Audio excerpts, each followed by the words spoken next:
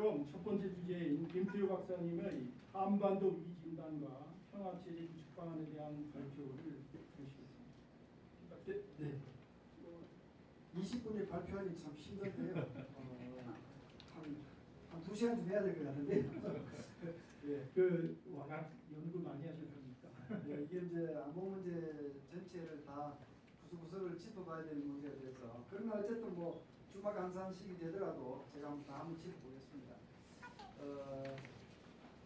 우선 한국 안보가 어떤 상황인지 전체 그림을 한번 보실 필요가 있을 것 같은데요. 칠면초가에 있다. 이게 제가 쓰는 용어입니다. 가만히 짚어보니까 이 사면초가가 아니고 칠면초가가 맞습니다. 그림 보시면요, 위에서부터 하나씩 보시면요, 북한이 핵을 가지고 한국을 짓누르고 있고요. 왼쪽에는 중국이 이제 대국되다고 한국을 얕보고 한국 때리기를 하고 있죠. 또 오른쪽에는 러시아가 다시 미국하고 신냉전 상태죠. 다시 강대국으로 복귀하겠다고. 그러니까 지금 러시아가 중국 편을 들고 북한 편을 들고 있습니다. 그 다음에 일본도 우리 마음대로 되지 않는 국가죠.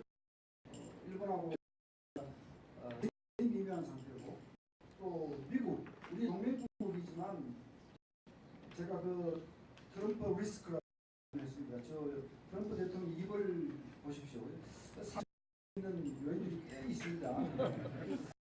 그런데 그렇게 따지면 5가지인데, 그런데 우리 내부를 보면요, 분열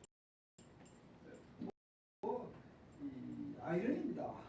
북한이라고 하는 위협 세력을 목전에 두고 우리 사회가 분열되어 있다. 이게 도대체 이해가 되는 얘기인지 모르겠을 때가 있습니다. 7번째는 경제가 줄어들고 있습니다. 경제 규모가 줄어들면요, 결국 미래가 없습니다. 과거에 우리가 좀 경제적으로 가장 못 살 때 대한민국 알기를 정말 우습게 봤는데, 지난 수십 년 동안 경제 기적을 이루어서 대한민국 덩치가 이만큼 커졌는데 다시 주변국들에 비해서 경제가 쇠락하면요, 국방도 없고 분열도 얘기할 거 없습니다. 다 얘기할 게 없습니다. 그래서 참 전체 그림이 참 암울하다, 이런 말씀을 드리지 않을 수가 없고요. 저는 이제 이런 걸 늘 걱정을 하면서 살았는데, 뭐 불행인지 모르겠습니다만 5월 9일 지난 이후부터는 저 휴대폰 배터리가 부족하죠. 그래서 그리고 잠도 별로 잠맛도 별로 없고, 또 걱정이 안 하고 지낼 수는 없고, 그러니까 머리가 늘 뒤숭숭한데 잠은 무슨 형편없는 악몽만 계속 꾸고 이래요. 그래서 이게 이제 그만 쉬어라, 하늘로부터의 명령인가, 이런 생각도 하면서 별로 경쾌한 기분으로 나와 있지는 않습니다. 자, 어쨌든 이게 우리 한국의 실정이고요. 북한 핵 문제가 어느 정도까지 왔느냐, 이게 가장 큰 현안이 핵 문제인데요. 제가 자세한 내용을 읽지는 않겠습니다. 이제 집에 가서 꼭 읽어보십시오. 북한 핵 탄두가 보도가 되고 있고요. 북한의 투발 보도가 되고, 투발 수단은 미사일이죠. 근데 대북 제재가 먹히지 않고 있다. 바로 며칠 전에 마지막으로 통과된 유엔 9번 6년 이래 봤자 지금까지 왜 안 먹혔느냐, 누구 때문에 잘 안 먹혔느냐, 2글자인데 아십니까? 그걸 한번 해보시죠. 뭡니까? 네, 중국이 이중 플레이하고 있는 거죠. 이중 플레이. 중국이 겉으로는 유엔 제재에 동참, 뒤로는 북한을 도와주는 이중 플레이를 하고 있다. 여기 보시는 것은 북한이 작년에 미사일 실험 24번 했습니다. 24번. 내년에 이미 11번 했고요. 제가 그중 가장 중요한 것들을 봅니다. 수소함 발사 미사일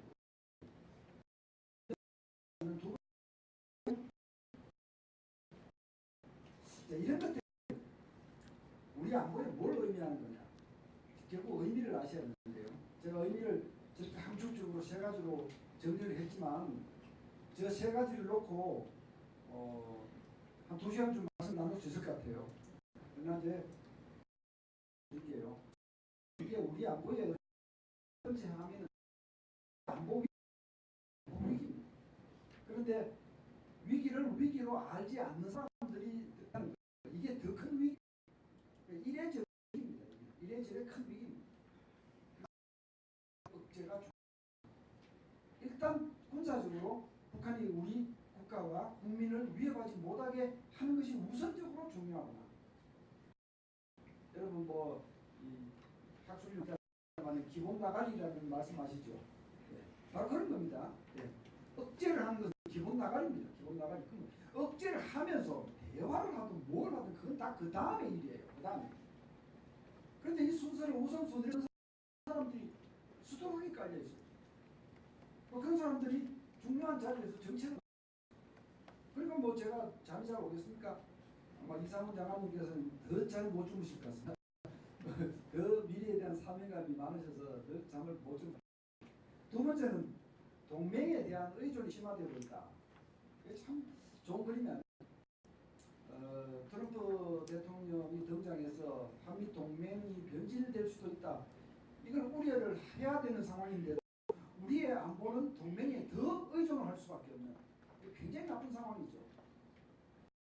이 동맹을 그러니까 실제로는 동맹을 잘 만들어서 잘 끌고 가야 되는데 현실은 그렇지 않다. 어렵다. 이런 얘기죠. 세 번째는 게임 체인저가 되고 있다. 제가 이제 저걸 가지고 지난 토요일 세계일보에 제가 칼럼 쓴 게 있습니다. 한번 읽어보시면 도움이 되실 겁니다. 이제 북한 핵이라고 하는 것이요. 그냥 자기들이 갖고 혼자 폼 잡는 무기가 게임 체인저가 되고 있다. 미국과 중국에 영향을 주고 한국의 안보에 영향을 주고 영향을 주는 큰 변수가 되고 있다. 동맹 영향이 온다는 것은 어떤 얘기냐면요. 지금까지 사실 미국이 북한이 핵 만든다고 해서 우리 미국을 위협해? 에이 웃기지 마라. 이게 다 미국 국민들 일반적인 생각입니다. 그런데 이제는 이것 봐라 그게 아니네 라고 하기 시작하면 어떤 문제가 생기느냐면요.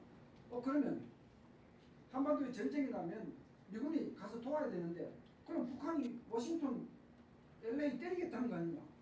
그거 맞으면서 우리가 하와이 때? 라는 여론이 생기기 시작합니다. 이게 이제 동맹이 와야 되는 상황이죠. 북한이 중거리 미사일 저것들이 아시아에 있는 미국 군사 기지들을 위협할 수 있는 이제 미군이 한반도에 오직 그래도 우리가 도와야 돼? 이게 동맹이 희석되고 동맹이 와야 돼가 과정에 돌입하면 이게 굉장히 무서운 효과입니다. 이런 효과를 우리가 디카플링 이펙트라고 부르죠. 디카플링 동맹을 이완시키는 거죠. 이게 북핵이 게임 체인지가 되면서 이런 문제들이 지금 생기고 있다. 진행되고 있다.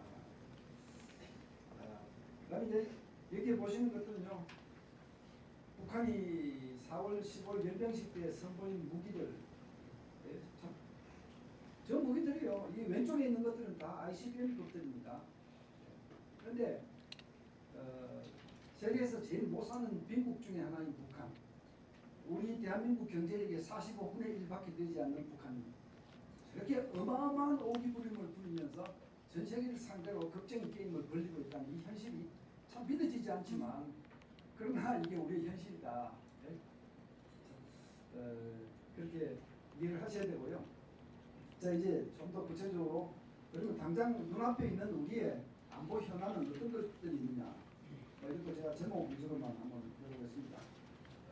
북한하고 관계 면면적으로 북한하고 관계는요. 이런 문제들 핵 그림자라고 제가 썼는데요. 핵 그림자라고 하는 것은 핵을 심리적 수단으로 사용하는 얘기입니다. 한국 사회에는 아직도 많은 분들이요 이렇게 말씀하시죠. 북한 핵 있어도 사용하지 못한다. 그거 쉽게 사용할 수 있겠는가? 걱정하지 마라. 그렇게 얘기하면 나는 핵 문제에 대해서 아는 게 없습니다라고 하는 얘기하고 같습니다. 핵무기는요 사용하지 않아도요 상대방한테 사용할 가능성이 있다. 우리는 그게 바로 우리 내부의 위기가 된다. 이런 걸 아시고 이제 보셔야 됩니다. 중국하고 문제 굉장히 많습니다. 뭐 사드 보복하고 있는 거 이건 지금 눈앞에 문제고요. 사드 보복을 왜 하느냐 이렇게 물으니까 또 어떤 분들은 전임 정부에서 사드 외교를 잘못해서 그렇다. 뭐 중국한테 우리가 사드 가져올 수도 있다는 얘기를 미리 좀 살살 해두었다가 그래서 시진핑의 체면을 살려두었다가 나중에 때가 와서 그런 때가 왔다 이렇게 단계를 밟아나가서 중국을 잘 다뤘어야 되는데 불쑥 내가 나와서 체면이 손상됐지 않다 이런 주장들 하세요. 그건 제가 보기엔 한마디로 그건 정말 당치 않은 얘기입니다.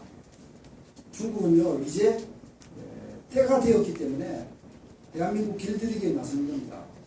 이게 사드가 아니라면요 사드 아닌 다른 걸로 길들이기에 나서요. 이게 뭐 외교를 잘하고 못하고 문제가 아니에요. 대한민국은 조금 한한 나라가 됐고 중국은 크다는 나라가 돼서 과거처럼 다시 너는 내 똘만이야 이렇게 강조하고 나오는데 그게 주제가 이번에 사드가 됐을 뿐이에요. 중국의 이러한 태도로 볼 때는요 역사적 필연입니다. 우리가 조그만해지고 왜소가 되고 우리가 고립되고 주변도 변수로 전락하는 상황에서 중국이 한국 때리게 하는 것은 역사적 필연입니다. 그걸 큰 눈으로 보셔야지. 예? 이런 문제가 앞으로 어떻게 나올 거냐. 미국하고의 문제요. 뭐 당연히 아까 모두 말씀드렸지만 사드 문제 이게 뭐 누구를 달래니 누가 울고 또 누구를 달래니 다른 사람이 울고 이런 거 아닙니까? 중국하고 미국 사이에 끼어서 사드 문제를 어떻게 해결할 거냐. 그 문제죠. 네, 대북 제재. 미국은 대북 제재를 계속 하기를 원하고 또 우리 정부는 제재도 좋지만 대화가 더 중요하다. 대화도 중요하다. 이게 이 사이에 약간의 미묘한 차이가 느껴지기 때문에 앞으로 이런 문제들이 어떻게 다 조정되느냐. 또 뭐 미사일 지침을 개정한다는 문제 밑에 빨간 부분으로 써놓은 것들은요. 앞으로 북핵 문제가 더 나빠지면 등장할 수 있는 한미 간의 갈등 요인들입니다. 앞으로 더 나빠지면. 뭐 당장 뭐 미국이 선제 공격하겠다 하는 얘기가 나올 수도 있고요. 또 북한의 김정은 정권을 갈아치우겠다, 레짐 체인지를 하겠다 이렇게 나올 수도 있고요. 전술핵 재반입 얘기도 나올 수 있고요. 전작권 조기 분리하는 얘기도 또 새로운 갈등 요인으로 등장할 수도 있습니다. 평화협정, 북빅딜 이런 것들이 앞으로 한반도 상황이 잘못되어 가면 계속해서 등장할 민감한 이슈들 이것들을 다 우리 감당해야 됩니다. 지금. 다 감당해야 됩니다. 그래서 저런 것들이 잘 안 돼서 최악의 시나리오가 된다면 다시 말씀드려서 북한 핵 문제가 해결되지 않고 계속 게임 체인저로서 비중이 커진다면 밑에 있는 저런 문제들 동맹이 약화되고 미국은 한국 내재 코리아 패싱이라고 그러죠. 대한민국 귀찮아 힘들어. 이제 한국 빼고 얘기를 하겠어. 사실 그 코리아 패싱 현상은 지금 이미 조금씩 나타나고 있습니다. 당장 일본 문제만 해도 그렇습니다. 미국이 강력히 원하는 것은요. 미국, 한국, 일본 이 세 나라가 좀 안보 공조를 잘해서 이 소위 사회주의 진영 국가들을 좀 잘 막자. 이게 이제 미국이 그리는 큰 그림인데 한국, 일본 사이에서는 계속 아직도 쟁결한 걸리고 있어요. 이게 안 되는 거죠. 미국이 지쳐서 힘들어. 알아서 관둬 하고 한국을 빼고 일본 중심으로 갈 가능성이 있는 거죠. 앞으로. 코리아 패싱은 미국이 한국을 배제하는 것이고 코리아 패싱은 중국이 한국을 만만하게 보고 때리는 겁니다. 이 코리아 패싱은 지금 이미 상당히 심하게 진행되고 있는 거죠. 사드 보복 같은 거. 이런 문제들을 앞으로 우리가 다 감당해야 된다. 그래서 전체 그림이 결코 좋지 않습니다. 큰 그림을 다 그렸고요. 제가 군사적으로 억제하는 것은 기본 나가리다라고 말씀드리는데 지금 우리 군이 추진하고 있는 억제 체제가 바로 이렇습니다. 선제, 북한이 나쁜 공격 조직을 보이면 우리가 먼저 선제적으로 문제 뗄 수 있다. 이게 선제 킬체인이라는 거죠. 방어는 선제가 실패했을 때 북한의 핵미사일이 날아오면 막아내겠다. 이게 방어고요. 또 세 번째로 이 응징, 왼쪽에 밑에입니다. 응징은 그냥 단순히 방어하는 데 그치지 않고 반드시 응징을 가한다. 그렇게 함으로써 다시 나쁜 행동을 하지 못하게 하겠다. 이 3박자가 지금 우리 군에서 추진하고 있는 한국형 삼축체제라고 하는 겁니다. 이제 하나 빠진 것이 있죠. 방호. 네 번째 방호. 핵 피해가 발생하고 나면 사람들 피신시키고 살리고 국가 기능을 작동시키기 위해서 이 프로텍션 방호를 해야 되는데 없습니다. 대한민국 방호가 빵입니다. 여러분 혹시 서울에 핵물이 떨어지면 어떻게 하는지 요령 알고 계신 분 계세요? 이 중에서 정부가 나눠준 매뉴얼을 보시고 어떻게 한다는 걸 숙지하실 분 계세요? 아니면 우리 동네 핵 떨어지면 어디로 피신한다고 혹시 미리 안내받은 분 있으세요? 훈련받은 적 있으세요? 없습니다. 꽝입니다. 그러니까 이제 사실 이제 앞으로 이게 4박자로 가야 되는데 지금 3박자고 그 3박자도 지금은 시작 단계에 불과하다. 이게 우리의 군사국제 현실입니다. 이 그림은요, 미국 같은 나라는 방어만 하는데 이렇게 사실상 사중방어를 하고 있습니다. 사중방어. 적국의 미사일이 날아오면 저 공중에서부터 맞히고 요격하고 실패하면 또 맞히고 또 실패하면 지상에서 또 맞추고 이게 4번 5번 요격을 하도록 이걸 말하면 중첩방어죠. 중첩방어. 이게 미국이 하고 있는 체제고 이스라엘 같이 조그마한 나라도 사중방어를 하고 있죠. 사중방어. 일본도 이미 이중방어를 하고 있는데 거기에 사드를 가져와서 삼중방어로 가고 싶다. 이게 이제 일본입니다. 근데 대한민국은 지금까지 일중방어만 했죠. 폐기라고 하는 미사일 가지고 일중방어만 했는데 북한의 핵위협이 저렇게 커지는데 방어막이 하나밖에 없다. 이건 말이 안 된다.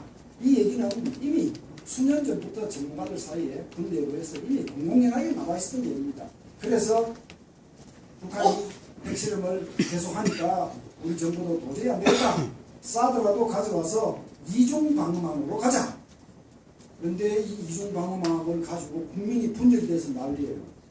그러니까 이게 외국 사람들이 우리 만나면 당신네 나라 국민들을 미쳤나 이래요. 이게 무슨 뭐 싸우고 자시고 할 거리가 되는 걸 가지고 싸워야 이게 예?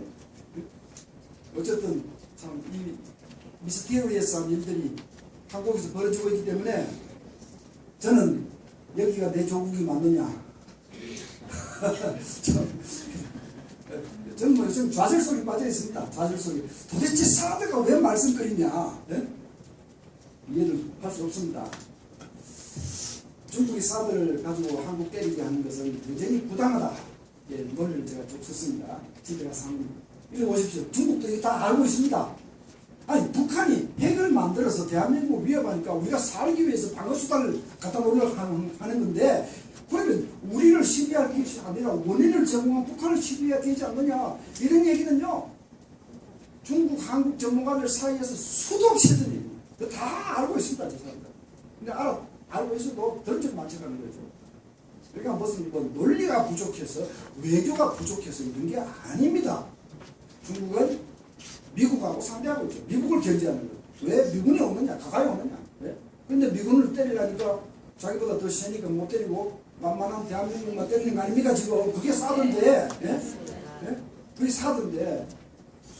자, 뭐 제가 시간이 없어서 위조할 보조할 말씀 못 드리는 것이 진짜 안타깝지만 자 이제 한미동맹 쪽으로 넘어가 보겠습니다. 앞서 우리 이상훈 장관님 강조하셨지만 이 전자권 문제는 어떻게 봐야 되느냐.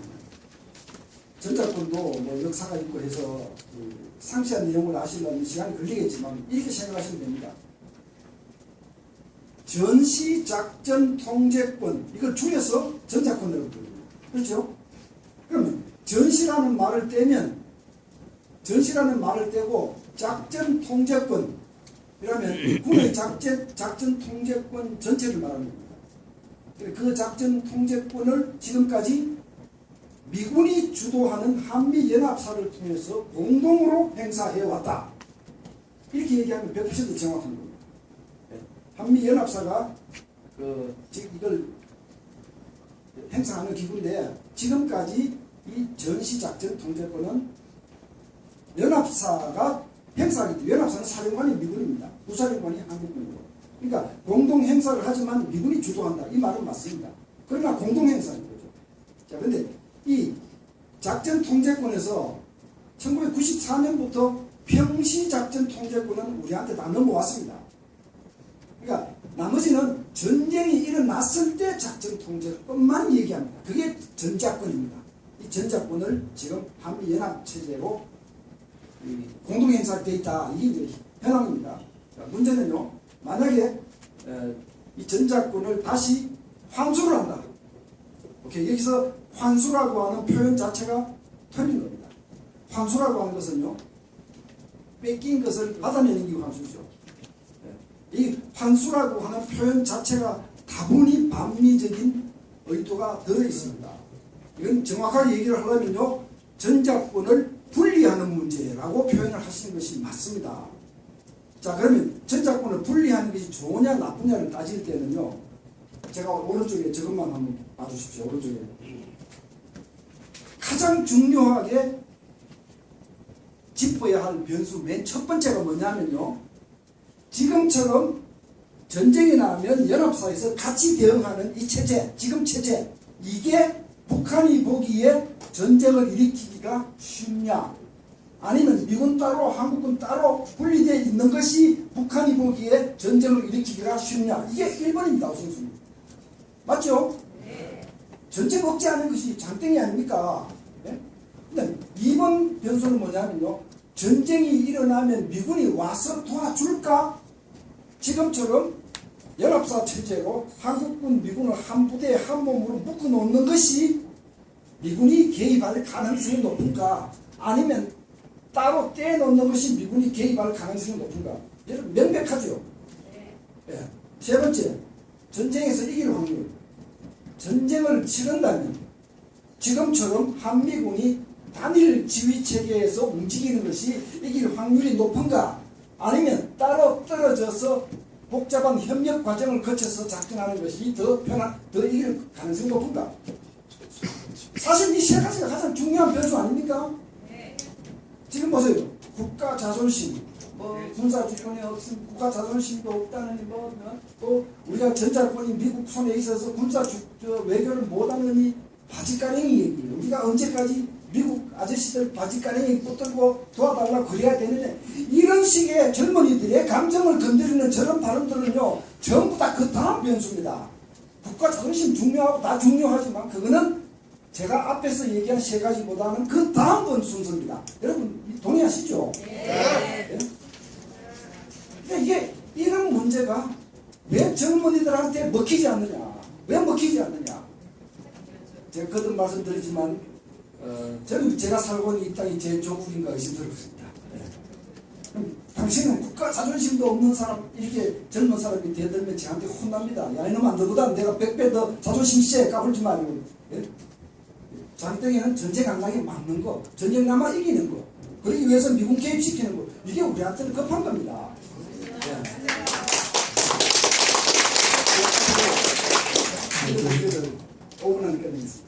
이런 문제들을 이렇게 잘 짚어가야 된다.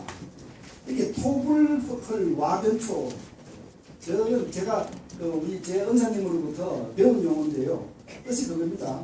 토끼가요, 자기 굴 가까이에 있는 풀은 뜯어먹지 않는다. 그런 뜻이다. 이게 뭐냐면요, 새끼들은 지금 굴 안에 숨겨놨어요. 그러니까 어차피 맹수가 찾아내지도 못해요. 그래서 여기서 풀 뜯어먹거나 저기서 먹거나 마찬가지인데, 그래도 어미가 된 토끼는요, 근처 풀을 뜯어먹으면 혹시라도 내 새끼에 해가 닿을까봐 가급적 굴에서부터 멀리 가서 뜯어먹는, 이게 지금 저겁니다. 네? 더 이상 설명 안 하셔도 여러분 알아두실 때고요. 이게 유병현 장군, 저분이 연합사를 만드신 분입니다. 우리 이상훈 장관님 도와서 연합사를 만드신 분인데, 정말 피를 토하는 말씀을 하셨어요. 자기 회고록에 한 번씩 읽어봐 주시기 바랍니다. 그리고 제가 이제 전작권이 군사 주권이냐 하는 문제에 대해서, 이게 참 사람들이 오해를 많이 해서 제가 한번 정리를 지금 마음먹고 한번 해봐서 한 겁니다. 우리가 군사 주권이라고 할 때는 물론 대통령이 가지고 있습니다. 이 안에는요, 행정지휘권과 군수지원권과 작전지원권, 이렇게 세 덩어리가 있어요. 행정지휘권이라는 인사시키고 사람 승진시키고 훈련시키고 하는 게, 이거 다 우리가 하는 겁니다. 이거 권한 우리가 가지고 있는 겁니다. 그건 군수지원권, 먹이고 입히고 총 사주고 무기 사주고 이거 다 우리가 하는 겁니다.